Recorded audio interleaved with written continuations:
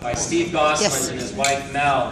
And Steve's just going to share a couple of words about his story and why he's here tonight.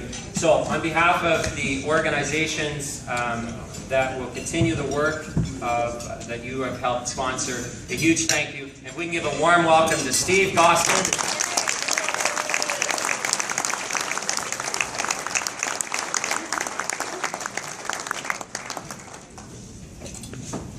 Real men don't ask for help.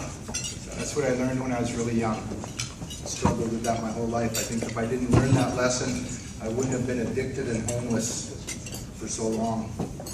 I guess I'm going to try and put my story into 5 or 6 minutes. Almost impossible.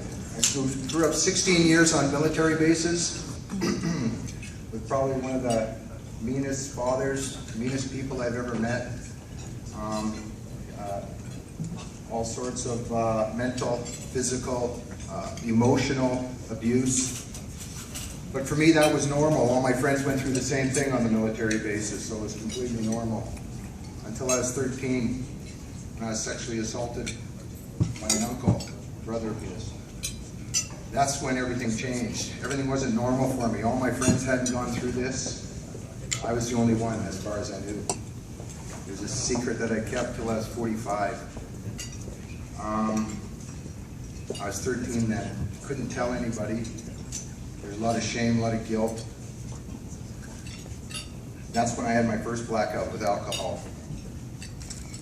From that first blackout, I blacked out almost for the rest of my life till I was 45 years old. I never had a sober day. I didn't know what a sober day was. I came here 10 years ago when I was 45 with just a bag. And that's what I started back up with. I had a bit of a life. I had 2 sons who I abandoned. I have 3 grandsons that I've never seen.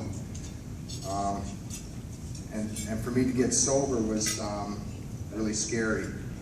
And I was homeless. I had used everybody up in my life, so there was nobody left for me to use up. I came here as scared. And never having been sober, I didn't know what to expect. When I got sober, I didn't realize I had struggles with, I had fear of all sorts of stuff. I had fear of commitment, fear of intimacy, relationship problems. I had all sorts of mental health issues, depression, anxiety, panic attacks. As long as I had been using, I didn't realize I had any of these problems. I had never been sober, so I didn't know what it was to be normal. I didn't know what it was like to be a man, right? Because I had never been given the chance to be a child, right? I had to grow up right away. My dad had me up at 4 o'clock every morning. My whole life, that's what I knew. I still struggle with that. I'm still up 4 o'clock every morning, 7 days a week. I can't stop it. That's just who I am. That's how I'm wired now.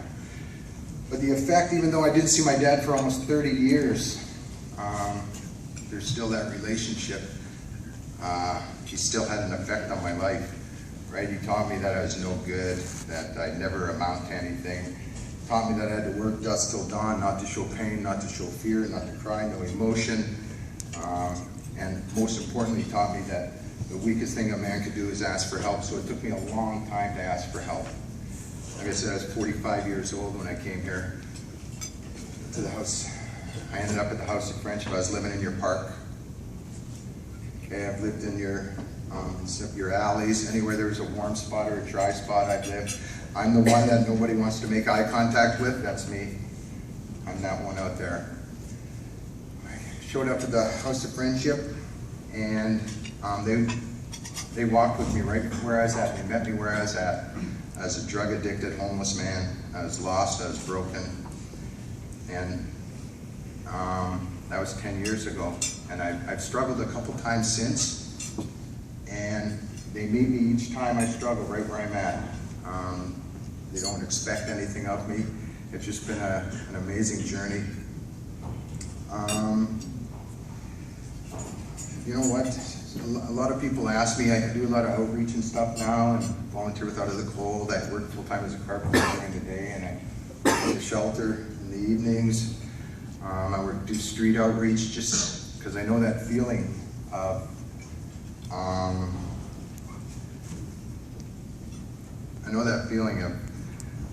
of nobody wanting anything to do with you. Nobody, I can't think of the word.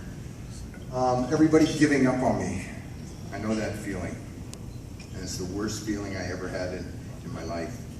And so now, when I'm out on the street, that's the one thing I remember, not to give up on anybody. There's a lot of people just like me. You know, there's a lot of miracles that happen out there, and a lot of it is because of stuff like this, the money you guys raise, and I thank you for that.